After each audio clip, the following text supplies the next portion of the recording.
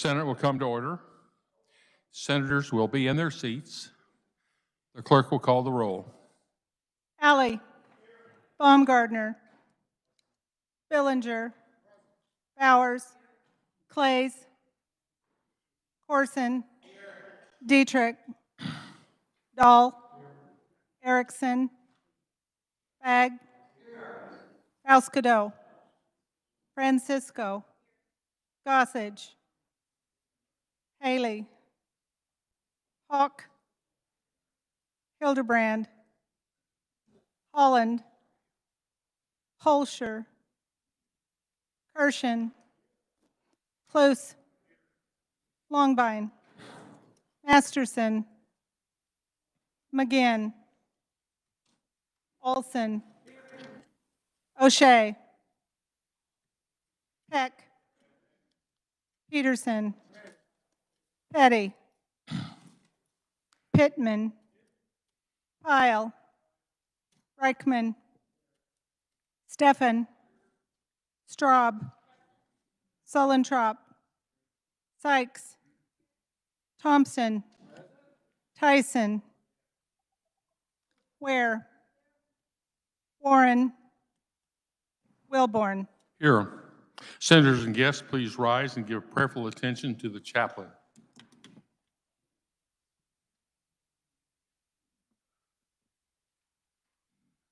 Would you please join me in prayer?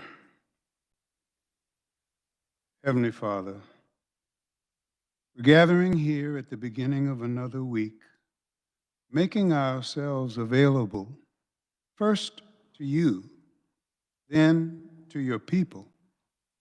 The desire is that our labors will prove fruitful, beneficial towards accomplishing the things you would have us to do, that your purposes be fulfilled, because it's not about us or the people.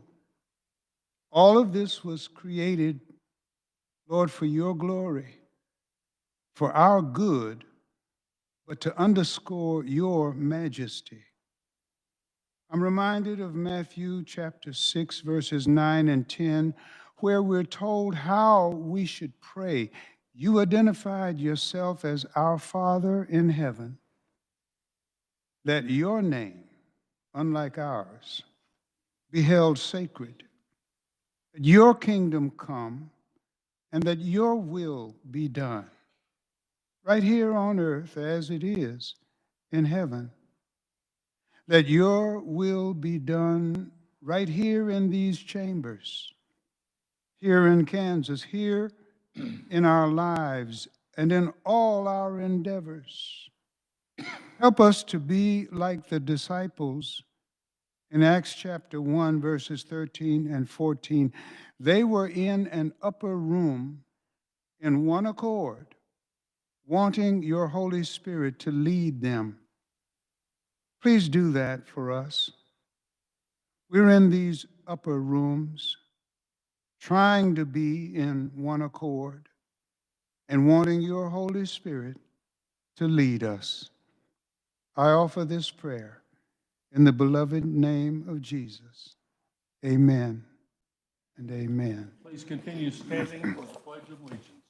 I pledge allegiance to the flag of the United States of America and to the republic for which it stands, One nation, under God, indivisible, with liberty and justice for all.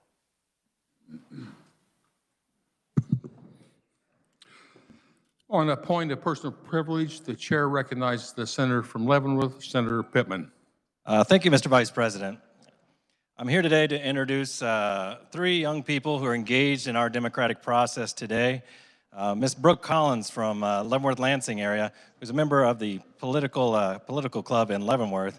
She's here with two exchange students from Italy, Ms. Alessandro Pastore and Mr. Andrea Riva. I botched the Italian on that, but I'd like to say that I'm so happy to have the young people engaged in our process and understand this, that when we make decisions here in Kansas, we affect not only Kansans, we're reflected on by the United States and even have that international impact on occasion. So if we could just give them a round of applause for coming in and taking their spring break today.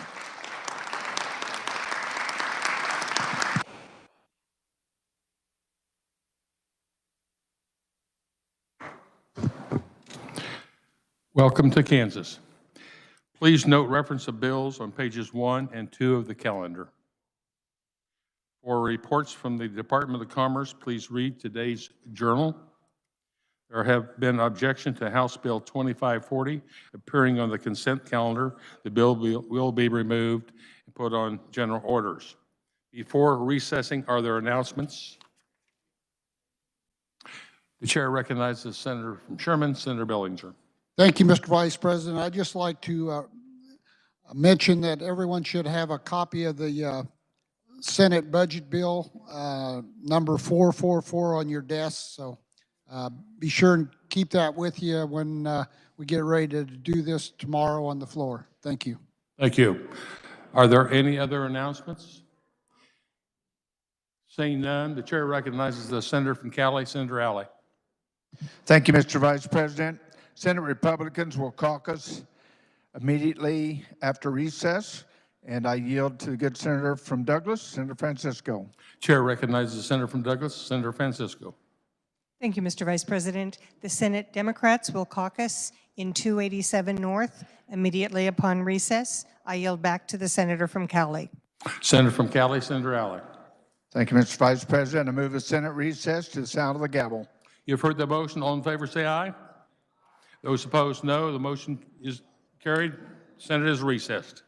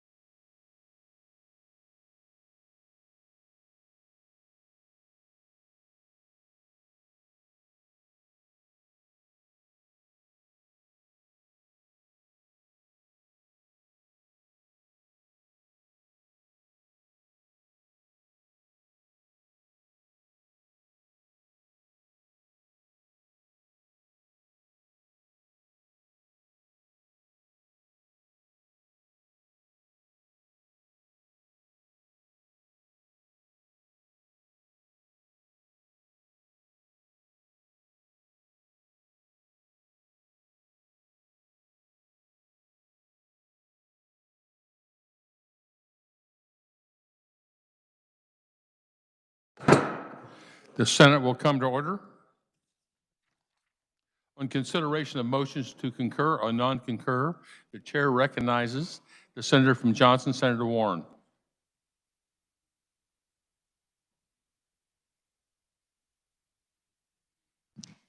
Thank you, Mr. Vice President. I move the Senate non-concur in House amendments to Senate Bill 286 and request a conference committee be appointed. You have heard the motion. All those in favor say aye. Those opposed, no. The motion carries. The chair appoints as conferees on the part of the Senate, the senator from Johnson, Senator Warren, the senator from McPherson, Senator Wilburn, senator from Wyandotte, Senator Haley. We are now ready for final action. On this roll call, we will take the following. The first two consent calendar bills on pages 3, which is Senate Bill 403 and Senate Bill 507. The clerk will read the titles.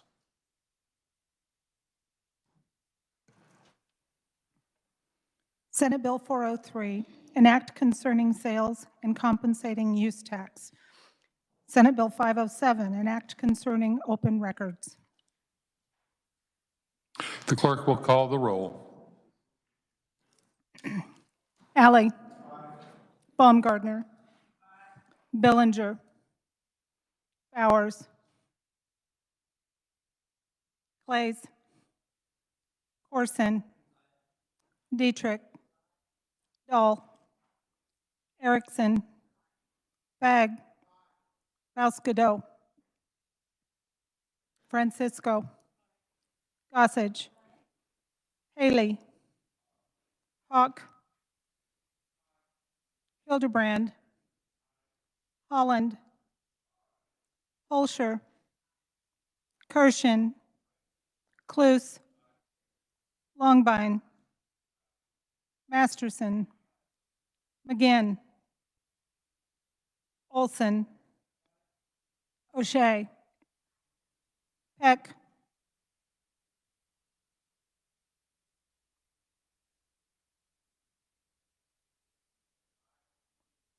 Peterson. Petty. Pittman. Pyle. Reichman. Steffen. Straub. Sullentrop. Sykes. Thompson. Tyson. Ware. Warren. Wilborn. Has every senator had an opportunity to vote?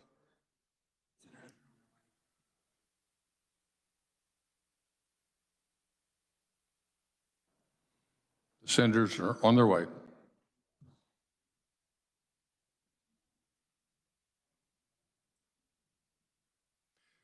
Chair recognizes the senator from Sedgwick, Senator McGinn. Chair recognizes the senator from Cloud. Senator Banks. Does any senator wish to explain their vote? Does any senator wish to change their vote? The clerk will tally the roll, tally the vote.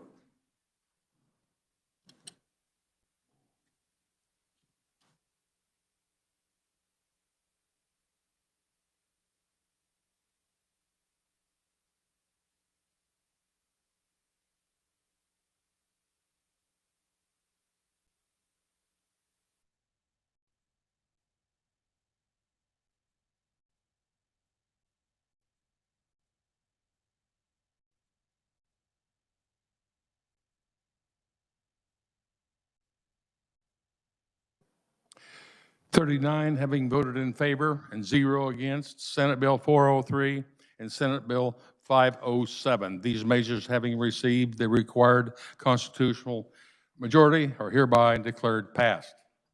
The chair recognizes the senator from Cali, Senator Alley. Thank you, Mr. Vice President. Move the Senate resolve itself into a committee of the whole for consideration of bills on the calendar under the heading of general orders. You have heard the motion. All in favor say aye. Those opposed, no. Motion carries. The chair appoints the senator from Johnson, Senator Gossage, to preside over the committee as a whole.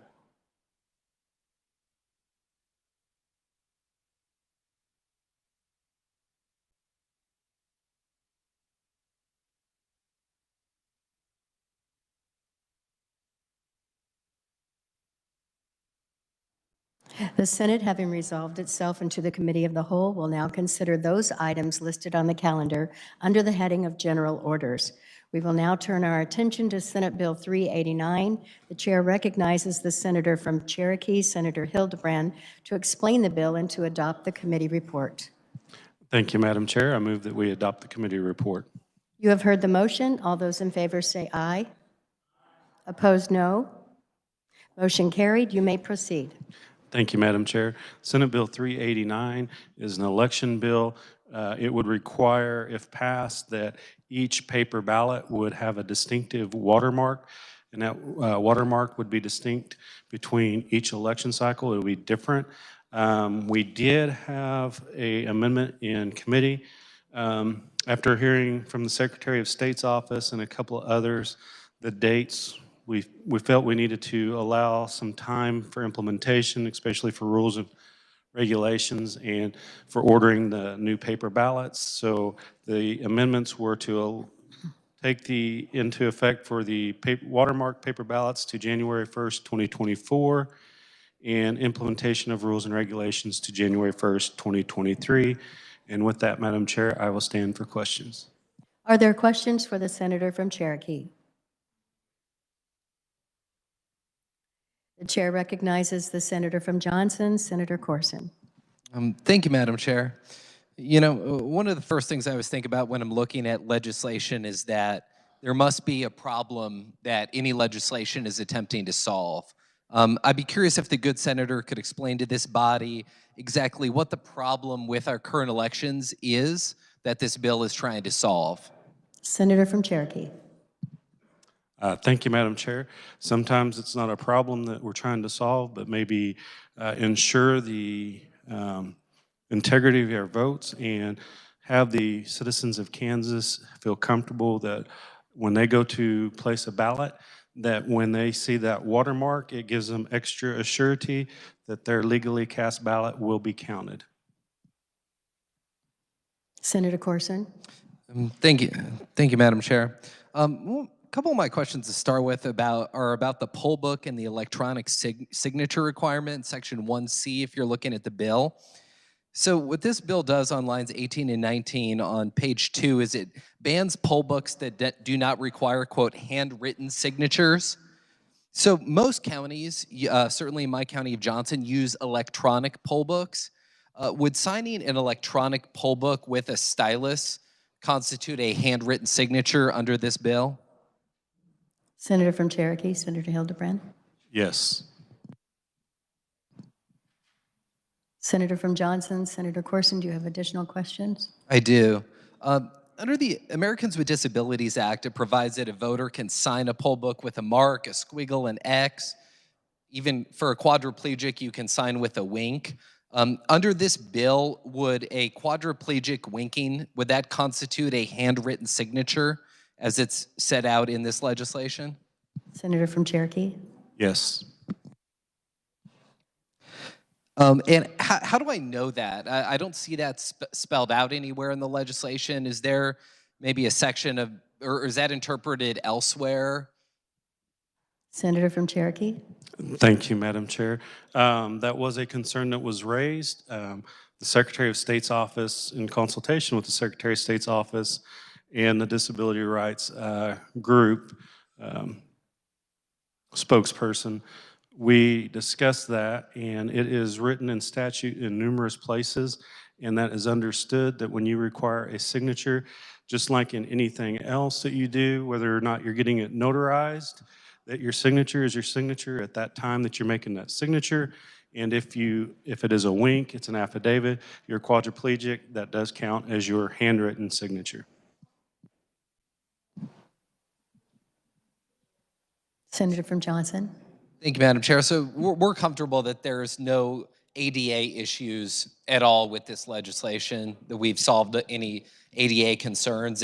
I just don't want us to head into another costly taxpayer-funded lawsuit like we've done several times with election-related bills. So I want to make sure that, at least from an ADA perspective, that we've kicked the tires on this one. Senator Hildebrand, do you wish to respond? Thank you, Madam Chair. I feel very comfortable with that. Now, whether someone wants to waste taxpayer money and sue the state for something, I can't stop them. So, Senator Johnson from thank Johnson. you, Madam Chair. With respect to the watermarks, is the carrier aware that the Secretary of State's office said that adding watermarks to ballots will increase the cost of ballots? Senator from Cherokee. Yes.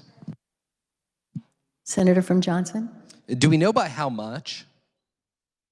Senator from Cherokee. Thank you, Madam Chair. An estimate could be 2 cents, 3 cents per ballot. Senator from Johnson.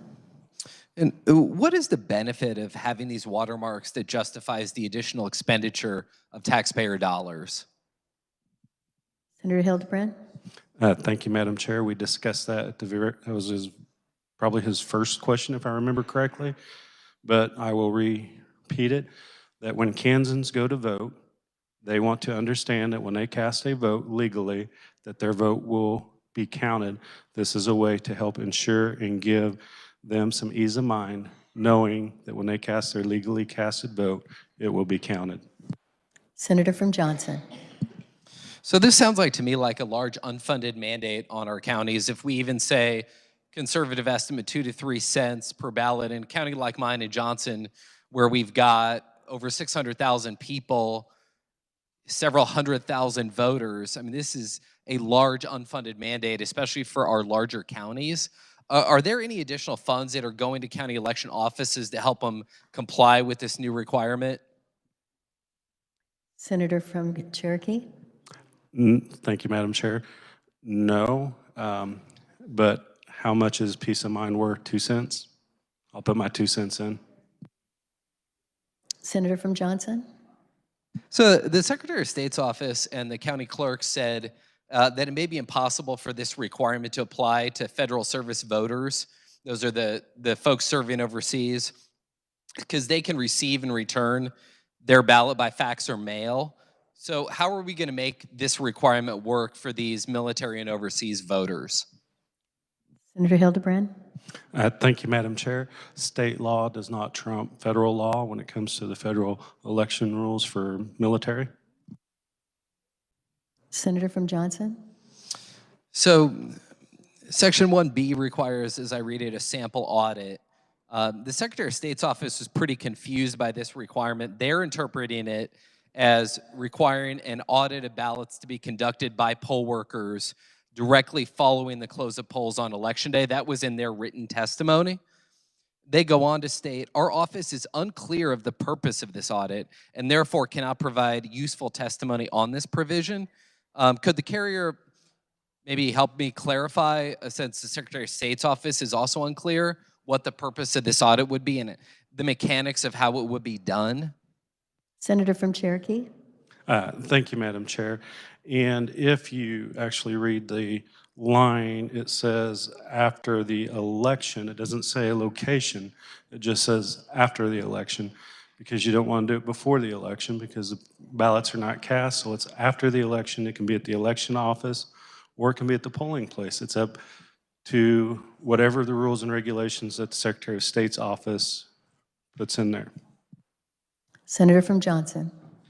That's how I read it too, but it's not how the Secretary of State's office is reading it. So, I mean, I think that there is sort of a lack of clear guidance in this statute. They also go on to write, we respectfully request further clarification of the audit's goal and other parameters. Could the good senator please provide that clarification, and also just how this audit would be done, how you would conduct the audit that the statute envisions? Senator from Cherokee. Thank you, Madam Chair. The audit's intent is once you cast a paper ballot, you take a sample and you compare that with what the machine says is in that, run through that machine, and that is left intentionally up to the Secretary of State to work with the rules and regs to get that out for the county clerk, so they would have all clarity and understanding of how that audit process would work. Senator from Johnson. I appreciate the good senator answer my questions. I don't have any more questions.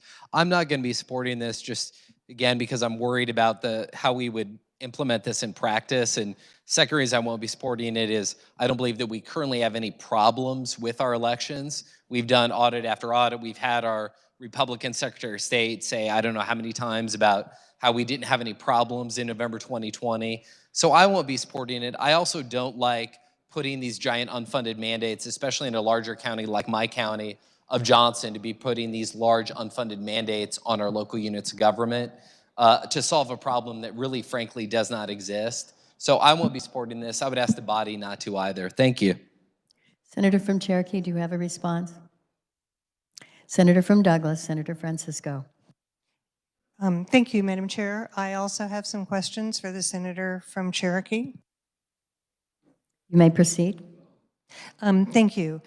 I did take the time to contact my county clerk this morning, and he was aware of this bill and in fact had contacted their paper print or their printer for some idea of the increased cost, and said the person couldn't, in the time we had, give him a definitive number, but that it could increase the cost of a ballot from 24 cents to 50 cents. So that seems like quite a bit more than what we heard. And it was the fact that this distinctive watermark would be a limited production of that paper. Does the senator from Cherokee have any other comments on that cost? Senator from Cherokee. Thank you, Madam Chair. Just what I received from the Secretary of State's office. Senator from Douglas. Thank you. And I would be interested if they had contacted a vendor, and it may be different if one county was doing it or if the whole state were doing it. So the senator from Cherokee mentioned that he wanted assurance for the voters that a ballot would be counted. Why would a ballot that's on watermarked paper be more likely to be counted than a ballot on the paper that they're using right now? Senator from Cherokee. Thank you, Madam Chair. Each individual looks at a piece of paper differently. I think if I looked at a piece of paper and it didn't have a watermark on it, I'd be more comfortable that it had a watermark on it than that it didn't. Sort of like when you get a $1 bill or a $20 bill. Some have watermarks, some don't. The ones that do, you know, are legit. The ones that don't, I wouldn't try to cash it. Senator from Douglas. Thank you, Madam Chair. I would assume that a better way to tell if it's a ballot would be what are the opportunities or choices that you have, who's running, are those names that you recognize, do you believe that is a ballot? So I do know from having worked as a supervising judge that one of the members on the election board stamps each ballot as the voter picks it up. Why is that not assurance that that is a ballot and an understanding that you need to have that stamp in order for the ballot to be counted? Senator from Cherokee, Senator Hildebrand. Thank you, Madam Chair. Human error. Human error comes into effect in just about anything we do. We've heard numerous times where maybe an election official had forgotten to sign a piece of paper. That does not say that that ballot is not counted because it was an administrative error. It might not, depending on how that ballot was cast. This does the same thing. It takes the human error part out of the equation. Senator from Douglas. Thank you, Madam Chair. I'm not understanding what the human error would be in distributing ballots and why there's less human error if the paper is watermarked. can the Senator from Cherokee explain? Senator from Cherokee, do you wish to respond? Madam Chair, thank you. Human error comes in when it's a human trying to stamp a ballot and trying to remember if they stamped that ballot. Sometimes working in a fast-paced environment, like when it's an election time, sometimes people might forget, and that is the human error. Senator from Douglas? Thank you, Madam Chair. Having worked there, the other opportunity that we have is to make sure that the number of ballots that have been cast match the number of signatures in the poll book. So that's probably the way that an election board is looking at those numbers, and does the number of ballots that were cast match the number of signatures in the poll book? So I will go ahead and ask some about the audit, and how is this audit the same or different from the audits that the Secretary of State is currently conducting in each of our counties? Senator from Cherokee? Thank you, Madam Chair, and I do apologize. I was easily distracted for a second, and I want to make sure I answer her question correctly and make sure I understood her question. Was her question, how is this audit different than what is currently required that the Secretary of State's office does? Senator from Douglas? Senator from Cherokee? Thank you, Madam Chair. It's different in the fact that the Secretary of State's office audit process currently, there's a bill that's going through that could change it, but currently it's 1% of the ballots cast or precinct. So you pick out a precinct, you do 1%. This would be each machine. Senator from Douglas? Thank you, Madam Chair. So does the Senator from Cherokee have an estimate about what the cost of these audits would be? What, in terms of time, or how much are we adding to the election process for these audits? Senator from Cherokee? Thank you, Madam Chair. For me, peace of mind has no cost, but to answer the good senator's question, that will depend on how the Secretary of State's office comes down with the rules and regs. Senator from Douglas? Thank you, Madam Chair. In thinking about this and how it would work, if you're trying to get the numbers to match, I don't see how you would do this any way other than counting every ballot for at least a single race in that precinct. And so, but again, I think the bill gives the opportunity to have this audit done either at the election place or at the courthouse. So if you're doing every precinct, how would you get it? Is that the sample? Is the sample every precinct and every ballot? Senator from Cherokee? Thank you, Madam Chair. And maybe if I give just a brief example, let's say there's 10 candidates on a ballot, goes in one particular machine. That machine then would have those ballots of those 10 individuals. The Secretary of State could say, we're only going to check the race that is the closest. They don't have to check all 10, but they can check the closest. And then that could suffice as the audit process. Senator from Douglas? Thank you, Madam Chair. So do we know what the cost of the current audit is, and then how many more times that would have to be done in order to meet this requirement? Senator Hildebrand? Thank you, Madam Chair. Nobody testified on what the cost would be. Senator from Douglas? Thank you, Madam Chair.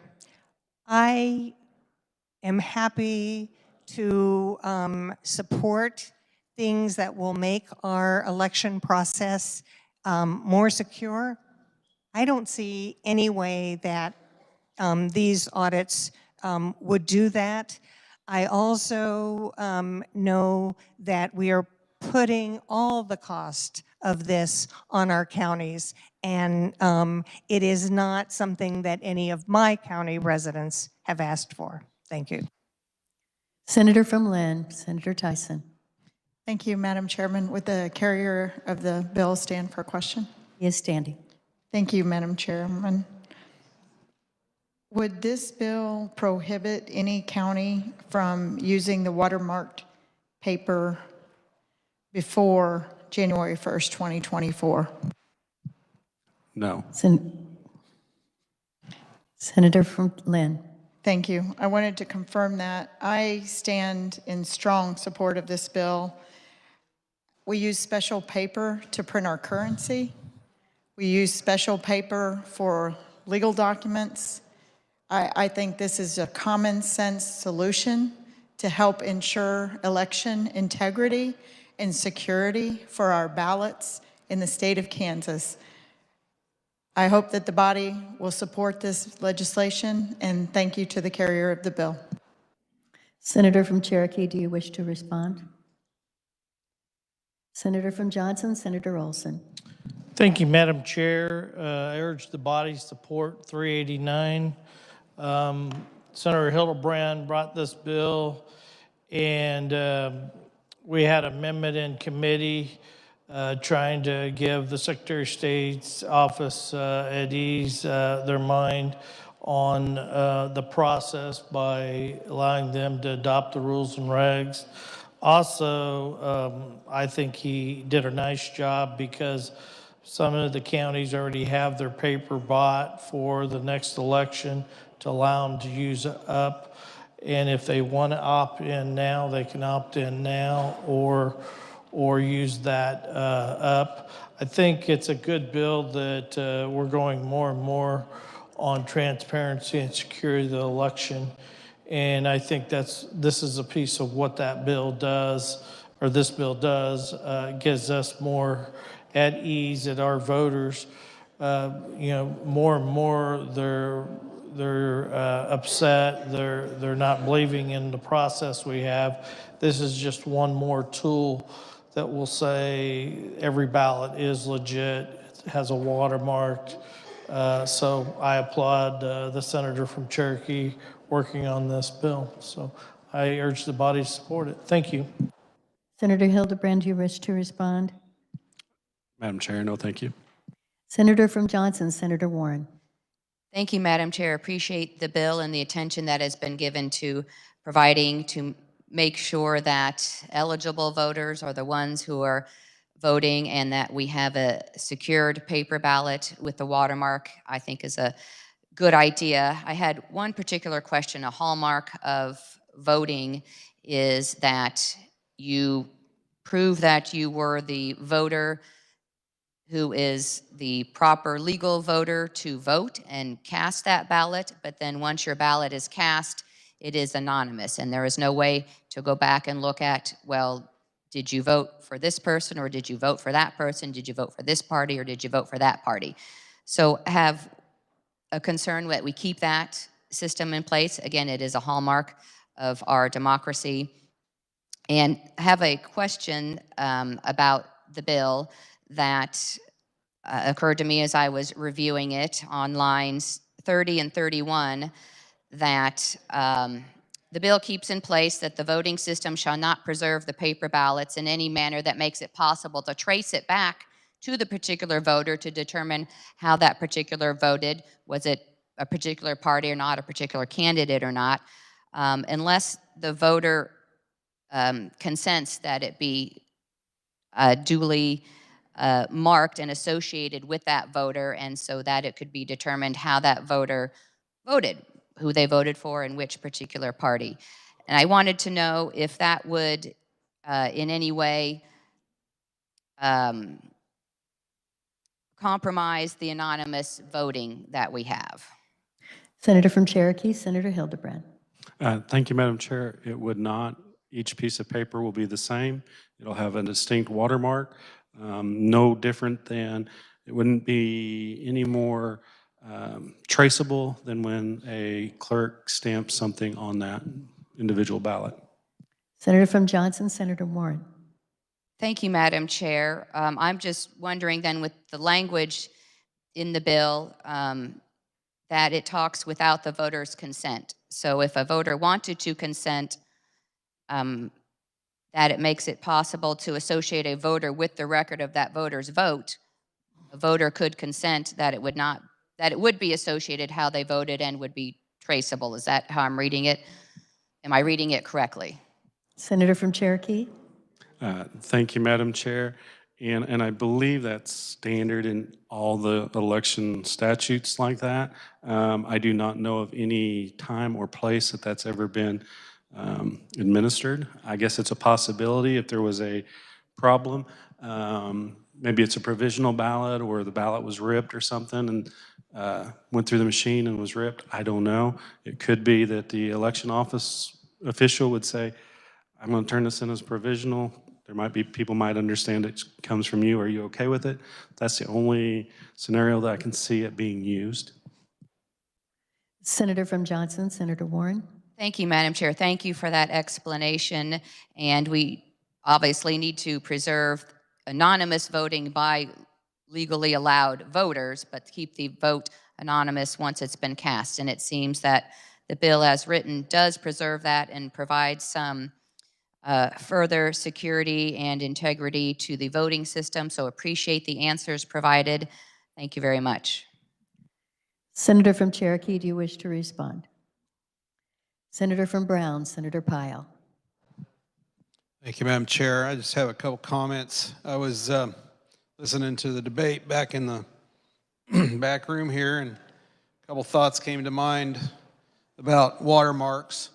And I don't know how many people in this chamber have ever had a $100 bill that was counterfeit, but it's pretty important to make sure that when we print our money, that we have the kind of system in place to make sure that our money is secure. You know, there are many people who would like to just print this on a simple piece of paper and everybody could counterfeit it, but we would be in a bad shape if that were the case. I think we have to look at our ballots as just as important. Ballot security is as important as monetary security. Knowing that what you have in your hands is your ballot and that it is secure, that no one can just print another ballot and invalidate yours. That is true voter suppression, by the way. When an illegal ballot is cast against a legal ballot, they have just suppressed the legal ballot. It's just like that $100 bill that's counterfeit. And I know one colleague in this body that had counterfeit $100 bills. And you know what that's like? Just have somebody pick it up. Sorry, this one's counterfeit. Thought you had $100 in your hand, and then you have zero. And then you're actually called into question, and they want to know where you got that. And that ought to be the same protection type of system that we put in place for our ballots. There should be no question that when I get my ballot, it's mine. And that I've jumped through the right legal hoops to make sure that my ballot is counted and it's safe and secure, and that that election is secure. And so I just would draw that analogy a little bit that I'm all for a watermark and whatever else secures the ballot. Thank you, Madam Chair. Senator from Cherokee, do you wish to respond? Thank you, Madam Chair. I do appreciate the good words from the Senator from Brown, and not quite as good as the stink bait presentation, but pretty close. Senator from Douglas, Senator Francisco. Thank you, Madam Chair. The senator from Cherokee made a comment about watermarked paper and stamps, so I do have another question for him. I'm understanding that this watermark would not replace the requirement for the stamp. Is that correct? Senator from Cherokee. Thank you, Madam Chair. Not at this time. I would welcome an amendment to do that. But I do not, this bill does not replace that stamp, no. Senator from Douglas. Thank you, Madam Chair. they are used for very different purposes. So if you have watermarked paper, that doesn't mean that someone couldn't, grab a stack at that election poll or do something else. But unless they have the stamp, that's the way the election officer can tell that that particular ballot was given to an individual who had signed the poll book. That is the way that we secure our elections. Watermarked paper should not make any difference other than to add cost to our counties. Thank you. Senator from Hildebrand, do you wish to respond? Are there other questions for the senator from Cherokee? Seeing none, you may close. Thank you, Madam Chair. I move that when the committee rises and it reports Senate Bill 389 favorably for passage. You've heard the motion. All those in favor say aye. All those opposed, no.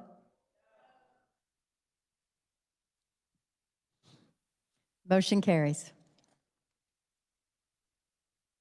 We will now turn our attention to Senate Bill 389. The chair recognizes the senator from Butler, Senator Fagg.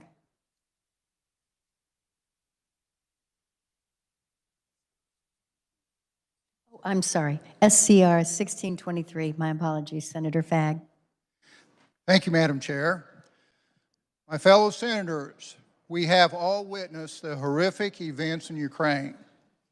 We have all been reminded in the last month that freedom is not free.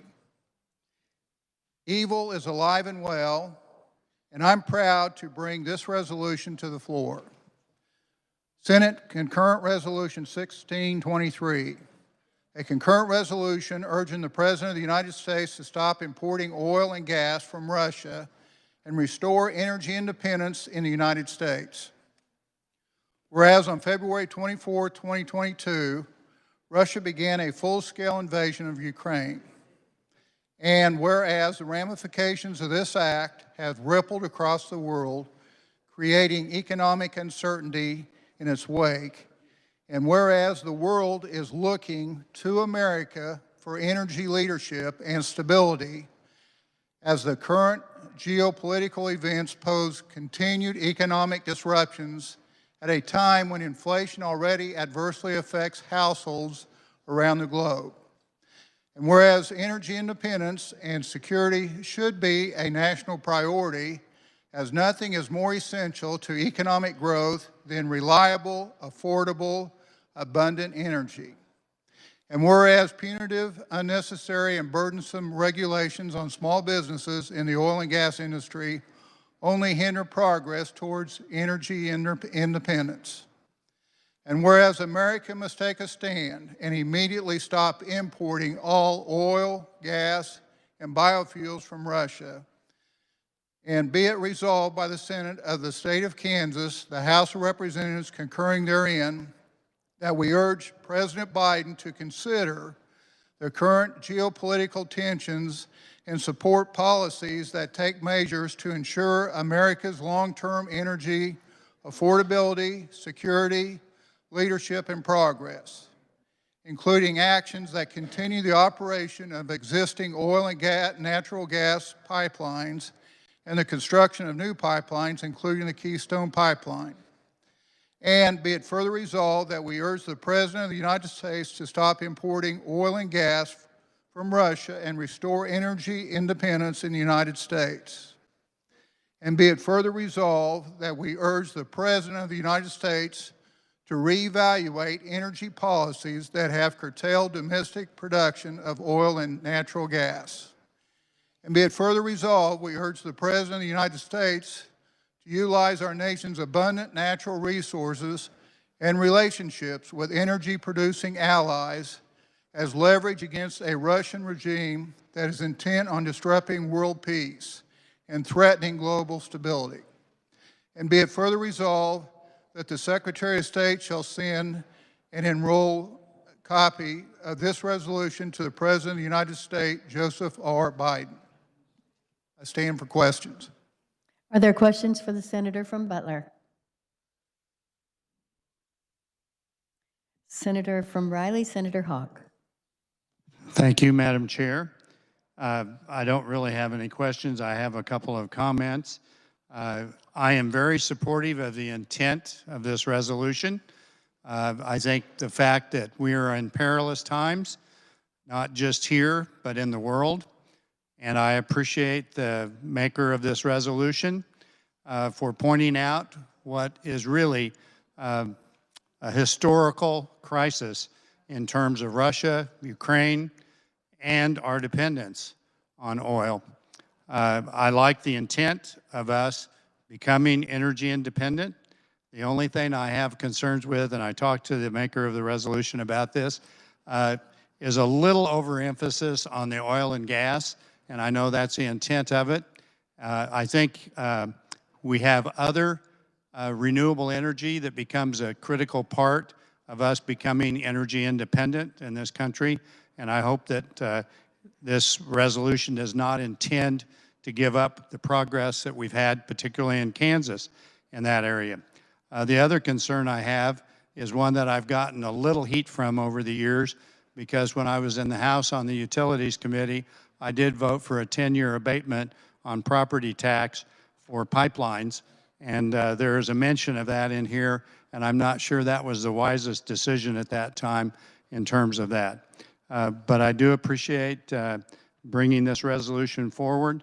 I do appreciate especially the intent of us doing it, and I suspect it's been so effective. You notice on your desk, we even got the President of the United States to go along with this on March 8th.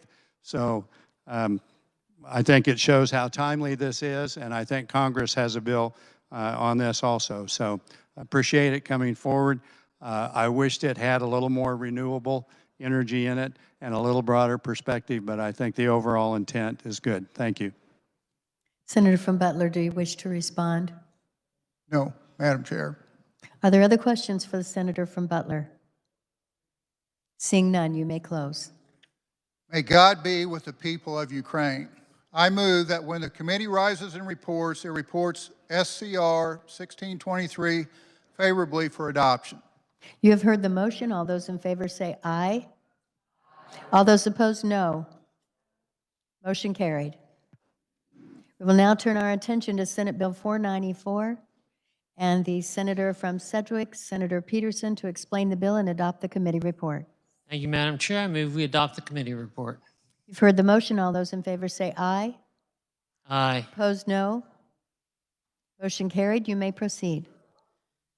Thank you, Madam Chair. Senate Bill 494 was brought to us by the Motor Carriers Association. It was for clarification that trucking companies that implement safety measures and use telematics to monitor their independent contractors' drivers, that they're not classified as employees.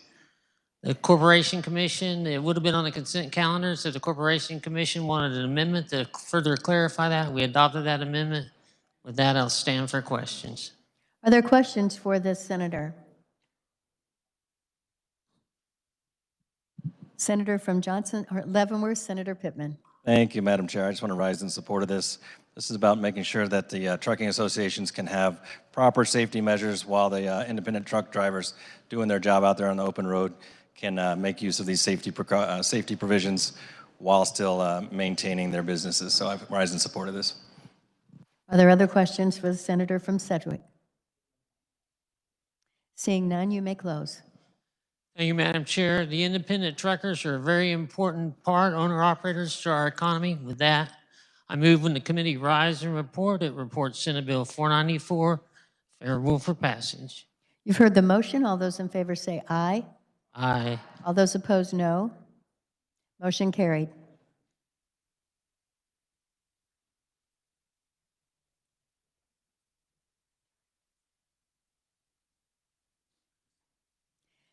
The chair recognizes the majority leader from Cali, Senator Alley. Thank you, Madam Chair. I move the committee rise and report. You've heard the motion. All those in favor say aye. Opposed, no. Motion carried.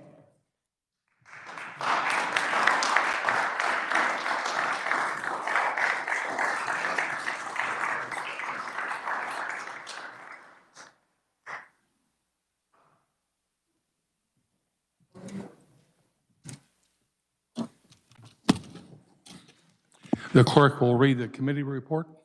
On motion of Senator Alley, the Senate resolved itself into the Committee of the Whole for consideration of bills on the calendar under the heading of General Orders with Senator Gossage in the chair. Recommended, Senate Bill 389, Senate Bill 494 be amended by the adoption of the committee reports and the bills be passed as amended. SCR 1623 be adopted. The chair recognizes the senator from Johnson, Senator Gossage, to adopt the committee report. I move we adopt the committee report. You have heard the motion. All those in favor say aye. Those opposed, no. The motion carries. Introduction of bills and concurrent resolutions, the clerk will read.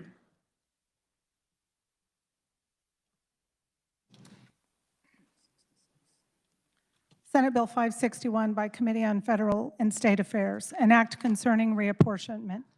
Senate Bill 562 by Committee on Federal and State Affairs, an act concerning reapportionment. Senate Bill 563 by Committee on Ways and Means, an act concerning reapportionment. Senate Bill 564 by Committee on Assessment and Taxation, an act concerning governmental ethics. Senate Bill 565 by Committee on Assessment and Taxation, an act concerning property taxation. Senate Bill 566 by Committee on Federal and State Affairs, an act concerning reapportionment.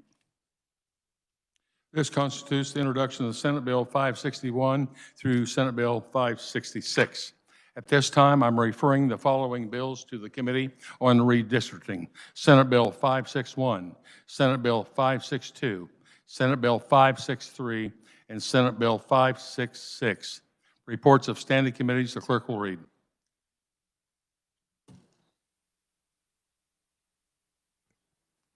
Mr. President, the Committee on Education recommends Senate Bill 484 be passed. Senator Baumgardner, chairperson. Mr. President, the Committee on Utilities recommends HCR 5023 be adopted. Senator Thompson, chairperson. Mr. President, the Committee on Agriculture and Natural Resources recommends HB 2559 be passed. Senator Billinger, chairperson. At this time, I'm withdrawing Senate Concurrent Resolution 1620 from the calendar and re-referring to the Committee on Assessment and Taxation. Are there announcements? Chair recognizes the senator from Lyons, Senator Longbine. Thank you, Mr. Vice President. Tomorrow, the Senate will consider Senate Resolution 1732, which is honoring Kansas master teachers. We will actually be honoring the class of 2000 and the class of 2022.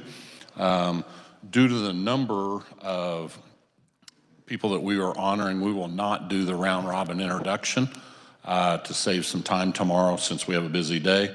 The teachers will be available from 2:45 or 2:15 to 2:30 outside of the Senate chambers. If you have a teacher that in your district that is being honored tomorrow, you should have received an email from our office in the last hour and a half. So if you would like to greet those teachers, you're welcome to do so from 2:15 to 2:30 right outside the Senate chamber. Thank you, Mr. Vice President. The chair recognizes the senator from Wyandotte, Senator Petty. Thank you, Mr. Chairman. You have on your desk a flyer about the Early Learning Caucus. This one centers around economic development, and also, so you might look at it and see who the presenters are, but it's economic development and mostly mid to low population counties in our state, and also as well as how some of our counties have, like the city of Lindsborg, have worked within their particular city and county to assess their needs for childcare and for economic development and how they've addressed those issues. So I invite you to come tomorrow. It's at noon. It's in room 118 North, and lunch will be provided. So I hope I can see you there. Are there other announcements? Seeing none, the chair recognizes the senator from Cali, Senator Alley. Thank you, Mr. Vice President. I move the Senate adjourn until 2:30 p.m. on Tuesday, March 15th, 2022. You have heard the motion. All in favor say aye. Those opposed, no. Motion carried. The Senate is adjourned.